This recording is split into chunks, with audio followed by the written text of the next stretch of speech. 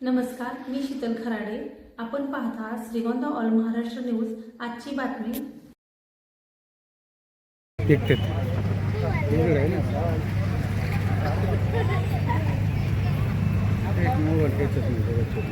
अंधार येतो.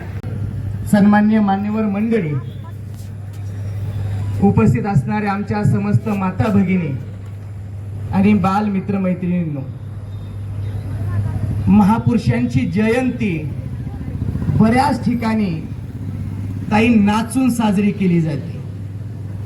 आमच्या त्या महापुरुषाला, आमच्या त्या महामातेला डोक्यावरती तो फोटो घेतला जातो आणि रात्रभर डीजेच्या तालावरती नानासाहेब ती जयंती नाचून साजरी होते. पण लक्षात घ्या, अरे नाचून जयंती साजरी करण्यापेक्षा महापुरुषांचे विचार वाचून आणि महापुरुषांचे विचार ऐकून जयंती साजरी झाली पाहिजे. आणि या ठिकाणी महापुरुषांचे विचारांची गाथा गाण्याची संधी मला समस्त श्रीगोंदाकरांनी जी दिलेली आहे त्याबद्दल मनापासून सर्वांचे मी धन्यवाद मानतो. या विश्वाला शांतीचा आणि जगाला क्रांतीचा संदेश ज्यांनी दिला ते तथागत गौतम बुद्ध. नाचू कीर्तनाचे रंगी ज्ञानदीप लावू जगी असा ज्ञानाचा संदेश देणारे संत नामदेव महाराज, ज्यांच्या कुशीमधून या स्वराज्याचं देखणं स्वप्न साकार झाले, त्या विश्वामधील आदर्श मातृत्व, दातृत्व आणि कर्तृत्व माँसाहेब जिजाऊ 18 पगड जाती धर्म पंथाच्या माणसांना एका छताखाली आणून ज्या राजानं रयतेचं राज्य उभा केलं, सर्वसामान्यांचं राज्य उभा केलं, तो आदर्श राजा, रयतेचा राजा छत्रपती शिवाजी महाराज. जे जे महापुरुष आहेत, अरे त्यांनी आपलं अख्खं आयुष्य समाजासाठी खर्ची घातलं. अरे ज्या समाजाला वालीत टाकलेलं, गाव कुसा बाहेर ठेवलेलं, त्या समाजामधीलच एक व्यक्ती, अरे खायला अन्न नाही पण तरी सुद्धा वडिलांनी शिकवायचं लेकाला, हा फोन उचलला आणि लेकही शिकला. तो पोरगा एवढा मोठा झाला की त्या मुलानं आपल्या भारत देशाचं संविधान लिहिलं. ते विश्वरत्न डॉक्टर बाबासाहेब आंबेडकर, लोकशाहीर साहित्यरत्न अण्णाभाऊ साठे, ज्या ज्या महापुरुषांनी समस्त मानव जातीचा उद्धार केला, ते सर्व महामानवांना, सर्व महामातांना मी या निमित्ताने विनम्र असं अभिवादन करतो. आज ज्या त्याग मातेचा जयंती सोहळा आपण साजरा करत आहोत ती माझी रमाई, नाव 3 अक्षरी. अरे पण या माऊलीनं केलेलं काम फार मोठं आहे. मी तर म्हणतो माझी रमाई ही जर आमच्या बाबासाहेबांच्या आयुष्यात जर आली जर नसती ना, तर भीमराव बाबासाहेब झालेच नसते. लहानपणापासून हाल अपेष्टा सहन केलेल्या आमच्या या माऊलीनं घरामध्ये 18 विश्व दारिद्र्य. अरे न कळत्या वयामध्ये आईचं निधन होतंय, न कळत्या वयामध्ये बापही सोडून जातोय. अशा वेळी काका आमच्या रमाईला घेऊन मुंबईला येतात. तिथेही आयुष्य खूप सुखी होतं असं नाही.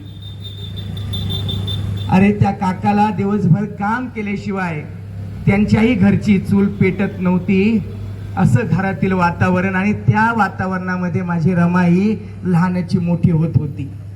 वय वर्ष 9 आणि या 9 वर्षाच्या वयामध्ये माता रमाईचं विवाह होतोय माझ्या बाबासाहेबांशी.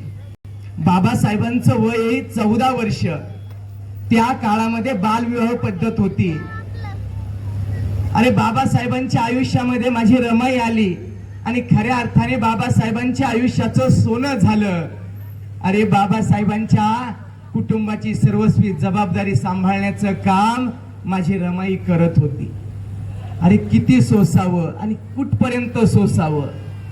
मी तर म्हणतो माझी रमाई ही बाबासाहेबांच्या वैचारिक चळवळीची खऱ्या अर्थाने आधारशिला होती. त्याग जर कोणी मला विचारलं की त्यागाचं तुम्ही दुसरं नाव सांगा, तर साहेब मी मागचा पुढचा कोणताच विचार करणार नाही. मी सांगेल त्यागाचं दुसरं नाव जर कोणतं असेल तर ते नाव म्हणजे माझी माता रमाई.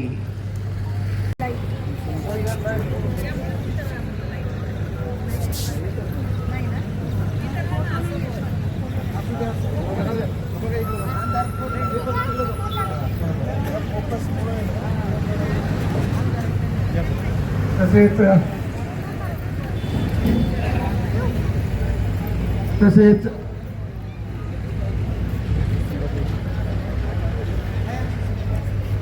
बरं का हो बरं भाऊ शब्द सुमनाने सत्कार करा सगळ्यांचा तुमच्या चौघींचं काय आहे ते? चौघींचे डायरेक्ट आता ते. तसेच या ठिकाणी या कोणाची बड्डे आहे? तसेच मीराताई शिंदे यांचा सत्कार चतुरबाई धोंडोबा घोडके यांनी करावा अशी मी त्यांना विनंती करतो.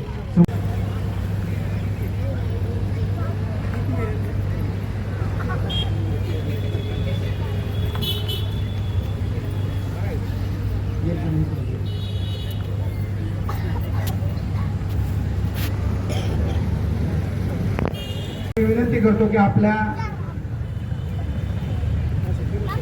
व्याख्यानाला या कार्यक्रमाचा उद्देशच व्याख्यान आहे आणि ज्या त्यागमाता रमाई यांच्या आयुष्याबद्दल आपल्याला जे ते काही त्यांनी आयुष्यामध्ये त्याग केला तो त्याग आपल्याला समजला पाहिजे म्हणून या कार्यक्रमात